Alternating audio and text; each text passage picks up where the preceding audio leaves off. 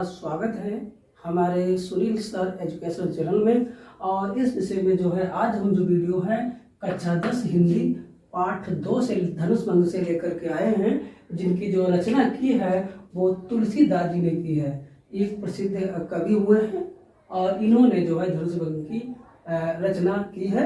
और इनका जो जन्म हुआ था 1532 और उनकी मृत्यु 1623 में हुई थी। ये बात आपको ध्यान में रखनी आवश्यक है। ठीक है, अब ये जो है ये जानकारी आपको जब इनका जीवन परिचय का एक वीडियो बनाएंगे तब हम आपको बता देंगे। इसमें इस वाले वीडियो में हम सिर्फ जो है पाठ लेकर के चल रहे हैं कि इसकी व्याख्या जो है आपको अच्छी तरीके से पता होनी चाहिए। एक वीडियो जो मिलेगा इसके बाद जो जीवन के परिचय का वो अलग से बना देंगे। इस वाले पार्ट में आपको जो है सारे वीडियो जो है इसकी व्याख्या से संबंधित ही मिलेंगे। तो अब देखिए क्या है, ये पहला दोहा है। ठीक है, अब क्या लिखा है, उदित उदयगिरि मंच पर रघुवर बाल पतंग विकसे संत सरोज सभा से लोचन ढंग। ये है उदित उदयगिरि मंच पर रघुवर बाल पतंग विकसे संत सरोज सब हर से लोचन भंग। क्या है, उदित माने उदय हुआ, उदयगिरी मंच पर रघुवर बाल पतंग। देखिए इस तरीके से एक मंच बना हुआ था। ठीक है, अब उस पे क्या था कि एक धनुष इस तरीके से उस पे रखा हुआ था। ये अब बात उस समय की है, पहले इससे पहले बैक आ जाएंगे और बात को समझेंगे। ये बात उस समय की है कि जब सीता जी के पिता जनक जी ने यह शर्त रखी थी कि जो कोई भी इस धनुष को तोड़ेगा उसी के साथ मेरी पुत्री का विवाह किया जाएगा। और उसी के उपलक्ष्य में एक स्वयंवर रखा गया था और उसमें एक शर्त रखी हुई थी कि जो भी इसको कोई तोड़ेगा सीता जी का विवाह उनके साथ कर दिया जाएगा। तो भगवान राम जैसे ही इस मंच पर आते हैं तो तुलसीदास जी ने क्या है, तुलसीदास जी ने लिखा है, तो तुलसीदास जी ने लिखा है कि उदित उदयगिरि मंच पर रघुवर बाल पतंग विकसे संत सरोज सब हर से लोचन भंग। उदित माने उदय हो गया हो उदयगिरि मंच पर, यानी उदयगिरि माने होता है पहाड़ रूपी मंच पर, यानी पहाड़ रूपी या पर्वत रूपी मंच पर रघुवर जैसे बाल रूपी सूर्य उगाया हो। तुलसीदास जी का कहना है कि जैसे सूर्य उदय होता है पर्वत पर, वैसे ही भगवान राम जो है उस मंच पर आते हैं। तो ऐसा लगता है कि इस मंच रूपी पर्वत पर बाल रूपी सूर्य उगाया। ठीक है, तो फिर से एक बात को समझेंगे इसको कि उदित उदयगिरि मंच पर रघुवर बाल पतंग विकसे संत सरोज सब हर से लोचन भ्रंग। यानी उदित उदय हो गया, गिरि माने पर्वत, मंच पर। ठीक है, जो मंच बना हुआ था वो पर्वत के समान प्रतीत हो रहा था कि जैसे पर्वतों पर क्या होता है कि सूर्य उदय होता है, वैसे ही मंच पर जब भगवान राम आए तो ऐसा लगा कि राम रूपी जो है वो जो सूर्य हो वो उगाया हो। विकसे माने खिल उठे हो, विकसे माने क्या होता है, खिलना, खिल उठे हो। संत माने संत, सरोज माने होता है कमल, सब हर्ष माने प्रसन्न हो गए। ठीक है, लोचन माने नेत्र और भ्रंग माने क्या होता है, भंवरे। ठीक है, तो क्या हुआ कि जैसे ही भगवान राम धनुष भंग करने के लिए मंच पर जाते हैं तो ऐसा लगता है कि बाल रूपी सूर्य उदय हो गया हो और संत रूपी जो कमल है वो खिल उठे हों और नेत्र रूपी जो भंवरे हों प्रसन्न हो गए हों। ये है दोनों लाइनों का, ये दोहे का मतलब। अब क्या लिखा है, नपन केरी आशा निसिनासी बचत लखत अवली न प्रकाशी मानी महिब कुमुद सुबचाने कपटी भूप उलूक लुकाने। भय विशोक हो कुमुनि देवा बरस सुमन जना मई सेवा गुरुपद बंद सहित अनुरागा राम मुनि मन आए सुमागा। अगर लिखा सह जय चले सकल जग स्वामी मध्य मंजवर कुंजर गामी। तो इस तरीके से ये आपको जो है, आप चाहें इसको गा करके भी याद कर सकते हैं, अच्छा लगता है, ठीक है। वरना जो है आपके एग्जाम में जो है सिर्फ और सिर्फ इसकी व्याख्या पूछी जाएगी, आपको गा करके नहीं बताना पड़ेगा, गाने से वहाँ पे कोई मतलब नहीं है, तो सटीक उत्तर जानना है, ठीक है। तो दोनों लाइनों का मतलब आप समझ गए होंगे, ठीक है। नपना माने होता है राजाओं की, केल माने की, आशा माने आशा, मिस माने होता है रात्रि, मिस माने होता है रात्रि, और नासी माने होता है नष्ट हो गई, यानी राजाओं की आशा रूपी रात्रि नष्ट हो गई। बचन माने बचन, नक्षत्र माने होता है नक्षत्र, ठीक है, जिसे नखत भी बोलते हैं। यानी जो राजाओं की आशा रूपी रात्रि थी वो नष्ट हो गई, यानी आशा रूपी रात्रि क्या थी कि कितने भी राजा आए हुए थे, रावण आया था, बाणासुर आए थे, अन्य प्रतापी राजा आए हुए थे, उनकी इच्छा ये थी कि उनका विवाह जो है सीता जी के साथ कर दिया जाए। तो जैसे ही भगवान राम उस पर मंच पर पहुंचे तो जो आस लगी हुई थी वो रात्रि नष्ट हो गई, यानी जो है आशा टूट गए, उन पर पानी फिर गया। अब आगे लिखा है बचन नखत अबली न प्रकाश, उन्हें बचन रूपी नक्षत्रों में प्रकाश न रहा। अबली माने होता है पंक्ति, समझेंगे, पंक्ति, पंक्ति का मतलब होता है जैसे लाइन से बैठे हुए थे, ठीक है। और लगातार बात किए जा रहे थे कि ये ऐसे बालक है, इनसे नहीं हो पाएगा, तो वो वचन जो है वो बंद हो जाते हैं। तो क्या लिखा, राजाओं की आशा रूपी रात्रि नष्ट हो जाती है और वचन रूपी नक्षत्रों में प्रकाश नहीं रहता है। मानी माने होता है अभिमानी, महिक माने होता है राजा, कुमुद माने कुमुद की तरह, सच्चा माने सच्चा है। अभिमानी राजा कुमुद की तरह सक जागे। कपटी भूप, कपटी भूप माने कपटी राजा, उल्लूक माने उल्लू की तरह, लुकाने माने छिप गए। अभिमानी राजा कुमुद की तरह सक जागे, यानी चुप हो गए। जैसे एक जो कमल होता है, कमल का एक पुट होता है, तो शुरुआत में इस तरीके से होता है, बाद में खिलता है तो फूल जाता है। तो ऐसे कि जब बोलता है मनुष्य तो उसको खिलना बोलते हैं, और कुमुद की सुखचाना मतलब चुपचाप हो जाना, ऐसी स्थिति में, ठीक है। तो अभिमानी राजा कुमुद की तरह सुख जा गए और कपटी भूप यानी कपटी राजा उल्लू की तरह छिपने लगे। आगे लिखा भय विशोक, यानी विशोक हो जाते हैं। विशोक, विशोक शोक माने होता है शोक, विशोक माने शोक रहित, शोक रहित। मुनि माने मुनि, देव माने देवता माने, और कोक माने कोक, ठीक है। तो जो कोक मुनि और देव, ऐसा समझेंगे, कोक मुनि और देव शोक रहित हो जाते हैं। ये आपको कमेंट में पूछना है, देखते हैं कि आप ध्यान से वो पूछते हैं कि नहीं पूछते हैं।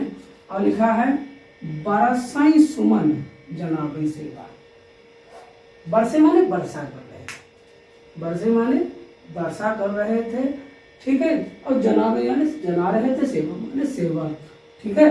तो फूलों की वर्षा करके लोग अपनी सेवा जना रहे थे, यानी भगवान राम जो है जब धनुष भंग करने के लिए मंच पर खड़े होते हैं तो वहाँ पर जो उपस्थित जो जनता होती है वो है पुष्पों की वर्षा करके अपनी सेवा जगाती है, यानी भगवान राम पर पुष्पों की वर्षा करती है। आगे लिखा गुरुपद बंद सहित अनुरागा, गुरुपद, गुरुपद माने गुरु माने गुरु, पद माने पैर, गुरु के पैरों के बंद माने वंदना करके, सहित माने सहित, अनुरागा माने प्रेम के साथ, गुरु के चरणों की वंदना करके वो भी प्रेम के साथ, ठीक है। तो इसको ऐसे कैसे पढ़ेंगे, गुरु के चरणों की प्रेम सहित वंदना करके राम मुनि सन आयुष मांगा, यानी राम ने मुनियों से आयुष मांगा, यानी आशीर्वाद मांगा। क्योंकि देखिए उस समय क्या था कि गुरुओं का बहुत अधिक सम्मान जो है उनको मिलता था, ठीक है। भगवान राम भी जो है अपने गुरु का बहुत सम्मान करते थे। इसकी वजह क्या थी कि भगवान जो है, भगवान अवतार हैं श्री राम, और वो सर्वज्ञानी और सब कुछ जानते हैं, लेकिन जब पृथ्वी पर उन्होंने जन्म लिया तो इसीलिए कि उन्होंने गुरु को सबसे बड़ा माना और उनके चरण स्पर्श किए, उनके पास पढ़ने के लिए गए। वो अगर चाहते तो पढ़ने के लिए नहीं जाते, क्योंकि वो विद्वान थे, भगवान थे, उन्हें पढ़ने की क्या जरूरत है, लेकिन फिर वो पढ़ने के लिए गए। क्यों? क्योंकि भगवान राम मर्यादा पुरुषोत्तम है और उन्होंने लोगों को बताया कि जो भी पृथ्वी पर जन्म लेता है उसके गुरु की आवश्यकता उसे पड़ती ही है। तो ठीक है, ये हुआ। इसके बाद जो है लिखा है राम आयुष मांगा सहज चले सकल जुग स्वामी। सहज बड़े सहज भाव से चलते हैं, बड़े आराम से। सकल माने पूरे संसार के, सकल माने सारे जग माने संसार के, स्वामी माने मालिक, यानी संसार के मालिक, संसार के मालिक बड़े सहज भाव से चलते हैं, जैसे मस्त मंज बर कुंजरगामी, यानी एक श्रेष्ठ मतवाली हाथी के चाल की तरह ये अपनी चाल चलते हैं। ये बात आपको ध्यान रखना है, ठीक है। ठीक है, कुंजरगामी मतलब होता है श्रेष्ठ, ठीक है। अब ये हो गया, ठीक है। चाल सबकी होती है, ठीक है। हाथी की चाल होती है, शेर की चाल होती है, मोर की चाल, हर चाल है। लेकिन चालों में मस्त चाल जो सबसे ज्यादा होती है वो हाथी की मानी गई है। हाथी की चाल इसलिए मानी गई है, हाथी की चाल इसलिए मानी गई है सबसे ज्यादा, क्योंकि जब वो रोड पे चलता है तो जितने भी ट्रक है, बस हैं, सारे रुक जाते हैं। तो अब वो किसी को रास्ता नहीं देता, वो अपने जैसे चल रहा है वैसे चलता है, बड़े आराम से। उसे किसी का डर या भय नहीं होता, ना कोई चलने में संकोच होता है। तो चालों में सबसे जो मस्त चाल होती है वो हाथी की होती है, डॉन की तरह रोड पे चलता है, ठीक है। तो ये ध्यान रखेंगे। तो अगली, हाँ, तो भगवान राम इस तरह पूरे संसार के स्वामी जो हैं भगवान राम जो है एक हाथी के मतवाले, हाथी के समान बड़े श्रेष्ठ भाव से चलते हैं। चलत राम सब पुर नर नारी, चलत राम, भगवान राम चलते तो वहाँ के जो पुर नर नारी हैं, पुर के यानी जनकपुर के जो नर और नारी है, स्त्री और पुरुष हैं, पुलों की पूरी तन भय सुखारी, वो सभी क्या होते हैं, पुलकित हो जाते हैं। उनका जो तन है वो पुलकित हो जाती है, यानी जब भगवान राम चलते हैं तो उनको देख करके जनकपुर के पुरुष और स्त्री का जो शरीर है, जो तन है, वो क्या है, पुलकित हो जाता है, वो पुलकित हो जाता है, भर जाता है, और सुखारी माने वो सुख का अनुभव करते। देखो रोम तन पुलकित होने का मतलब क्या होता है, सीधी सी बात। आप सभी बच्चे हैं, खासकर जो हमारा ये वीडियो है बच्चों के लिए, जो कक्षा 10 के स्टूडेंट हैं, इस समय आम की सीजन है और बहुत से बालक ऐसे होते हैं जो चोरी करके आम तोड़ते हैं, ठीक है। हम भी गए हैं बचपन में, जो है तोड़े हैं, ठीक है। तो उस समय जब आप ही मान लीजिए कि हाँ, उस समय जब बालक आम को पत्थर मारता है तो जैसे ही होता ये है कि कोई पत्थर ये है और ये आम लगा हुआ है, तब इस पर जो लगते हुए बच जाता है, फिर मारते हैं, फिर मारते हैं। तब जब पत्थर फेंकते हैं और जैसे ही आम पे लगने वाला होता है उसके पास जाता है तो कहते हैं कि अब लगा, और वो पास से निकल जाता है, कभी कभी लग भी जाता है। तो आम यानी पत्थर फेंका और आम के करीब जब पत्थर पहुंचता तो ऐसा लगता है लगेगा कि नहीं लगेगा, उस समय की जो कंडीशन होती है वो उसमें शरीर हमारा पुलकित होता है, ये समझ लीजिए, ठीक है। ये आपका आसान है। अगला लिखा हुआ है बंद पितर सुकृत समारे।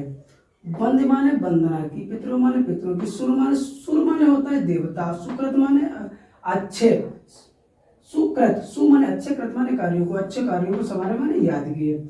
यानी कहने का मतलब ये, वो वहाँ की जो जनता थी सभी ने अपने पितरों की वंदना की, देवताओं को मनाया और अपने अच्छे कार्यों को याद किया। देखिए जब हमारा कोई कार्य जो है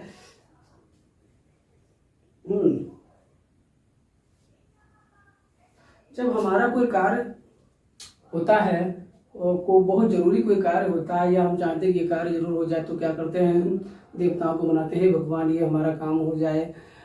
ये ऐसा भी होता है कि हम कहते हैं कि जो हमने आज तक अच्छे कार्य किए हैं भगवान, तब ये काम हमारा बन जाए, ठीक है। अपने पितरों ने, हमारे बाप दादाओं ने जो अच्छे कार्य किए होंगे उनका फल हमें मिल जाए, कि ये ऐसा हो जाए। ऐसे वहाँ की जनता चाहती थी कि हमारे जो पितर हैं, हमारे दादा परदादा जो अच्छे कार्य करके गए हैं, जो करके गए हैं, उसका परिणाम ये मिले कि भगवान राम शिव को धनुष को जरूर तोड़ दें। देवताओं को मनाते हैं और अपने अच्छे कार्यों को भी याद करते हैं, ठीक है। अब कुछ और क्या लिखा, कुछ पुण्य प्रभाव हमारे अगर पुण्यों का कुछ भी प्रभाव हो, ठीक है, कुछ भी प्रभाव हो, तो तब शिव जी के धनुष को मनाल की नाई मतलब नाल के समान, नाल के समान, नाल की नाल एक कमल होता है, ठीक है।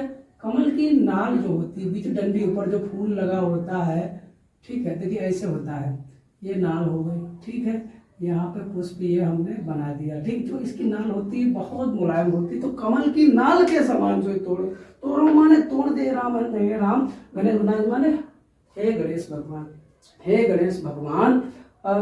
भगवान शिव जी के धनुष को, शिव जी के धनुष को कमल की नाल के समान तोड़ दे।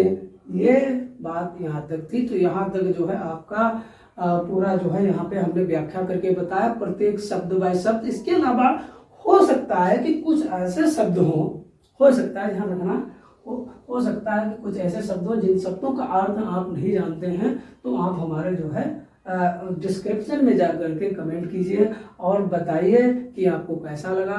अगर हमारा वीडियो आपको अच्छा लगा दिल से, तो हमारे चैनल को सब्सक्राइब और कमेंट और लाइक जरूर करें। तो मिलते हैं अगले वीडियो में। इसका अगला जो पार्ट है वो नेक्स्ट पार्ट में, यानी कक्षा 10 हिंदी पार्ट 2 धनुष भंग पार्ट 2 में आपको कल मिल जाएगा, और वो ऐसे लिखा होगा और ऐसे